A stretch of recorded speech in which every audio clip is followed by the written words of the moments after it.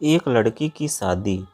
कल्पना एक मध्यम वर्गीय परिवार से थी, जिसने अपनी स्नातक की पढ़ाई पूरी कर ली थी और अब वह अपने घर पर ही छोटे बच्चों को ट्यूशन पढ़ाती थी। कल्पना का रंग गोरा था और वह दिखने में बिल्कुल गुड़िया की तरह थी। कल्पना के माता पिता उसकी शादी के लिए एक अच्छे लड़के की तलाश कर रहे थे। तभी कल्पना के मामा एक लड़के के बारे में बताते हैं। वो कहते हैं कि लड़का का नाम राहुल है। वह किसी कंपनी में मैनेजर के पद पर है। महीने के 70,000 रुपये कमाता है। कल्पना के माता पिता ने लड़के की फ़ोटो देखी तो उन्हें लड़का पसंद आ गया। जब कल्पना की मां ने कल्पना को लड़के की तस्वीर दिखाई तो कल्पना ने कहा, जब आप दोनों को लड़का पसंद है तो मुझे भी पसंद है। अब लड़का और लड़की वालों के परिवार ने मिलकर शादी की तारीख तय कर दी। कल्पना के माता पिता बहुत खुश थे कि उनकी बेटी की शादी एक अच्छे घर में हो रही है। पूरे धूमधाम से कल्पना की शादी हो गई। अब कल्पना अपने बचपन के घर को छोड़कर एक नए घर चली गई। कुछ दिन तो कल्पना को अपने माता पिता और घर की बहुत याद आई। कल्पना की शादी के अब महीने बीत गए थे। अब उसके पति राहुल पहले जैसा व्यवहार कल्पना के साथ नहीं करता था। कल्पना से वो चिढ़ा चिढ़ा सा रहता था। राहुल अब न पहले जैसा कल्पना को प्यार करता और न ही उसकी बातों को मानता। कल्पना को समझ नहीं आ रहा था कि वो क्या करे। वो बस रोकर अपने दर्द को कम करने की कोशिश करती।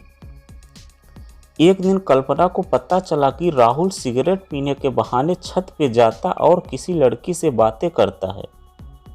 जब कल्पना ने पूछा कि आप रोजाना छत पर जाकर किससे बातें करते हैं, तो वो इस पे राहुल ने जवाब नहीं दिया और कहा कि मेरे ऑफिस का फ्रेंड है, बस उसी से बातें करता हूँ और तुम अपने काम से मतलब रखो, ज़्यादा सीआईडी बनने की ज़रूरत नहीं है। होली का दिन था। राहुल के कुछ दोस्त उसके घर आए थे। सभी ने घर पर पार्टी किया।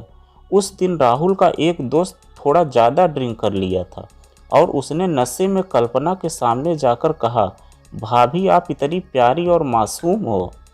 फिर भी राहुल भाई दिन भर उस घमंडी नेहा से बातें करते रहते हैं। लगता है आप राहुल भाई का सही से ख्याल नहीं रखते। ये सुनकर कल्पना का शक अब हकीकत बन चुका था। अगली सुबह जब कल्पना ने राहुल से पूछा कि ये नेहा कौन है और क्या लगती है आपकी? राहुल, मैं तुम्हें क्यों बताऊं? कल्पना, मैं बीवी हूं आपकी। राहुल, देखो तुमसे पहले वो मेरे लाइफ में आई। कल्पना, तो फिर मुझसे शादी क्यों किया? राहुल, बस तुम अच्छी लगी इसीलिए कर लिया। कल्पना, अब तुम देखना मैं उस कमीनी लड़की को कैसे सबक सिखाती हूँ। नेहा को जब कल्पना ने कमीनी कहा तो राहुल ने गुस्से में कल्पना को बहुत मारा और उसे कमरे में बंद कर दिया। कल्पना के सास को सब पता था, फिर भी वह अपने बेटे के सामने एक भी शब्द नहीं बोलती थी। शाम को जब राहुल आया तब उसने रूम का दरवाज़ा खोला। उस दिन कल्पना की तबीयत खराब हो गई। फिर भी उसी हालत में उसने खाना बनाया। कल्पना ने ये सारी बातें अपनी माँ को बताना चाहती थी, लेकिन चाह कर भी नहीं बता पा रही थी, क्योंकि वह जानती थी कि अगर उसके माता पिता को ये सब पता चलेगा तो वो परेशान हो जाएंगे। राहुल अब कल्पना के साथ नौकरानी जैसा व्यवहार करने लगा। छोटी छोटी बातों पे वे उसे मारता। कल्पना अब धीरे धीरे डिप्रेशन का शिकार होने लगी। उसके दिमाग में गलत गलत ख्याल आने लगे। अब न तो समय से खाना खाती न ही किसी से बात करती। आखिरकार एक दिन कल्पना ने रूम में फांसी लगाकर आत्महत्या कर ली। कल्पना ने आत्महत्या का कारण किसी को नहीं बताया, लेकिन उसके सास को पता था कि कल्पना ने आत्महत्या क्यों किया। दूसरी तरफ कल्पना के माता पिता का रो रो कर बुरा हाल हो गया। कल्पना की मां ने पुलिस को आत्महत्या का कारण उसके ससुराल वाले को बताया। पुलिस राहुल और उसके माता पिता को ले गए, लेकिन पैसों के दम पर कुछ ही दिनों में राहुल और उसके माता पिता जेल से छूट गए।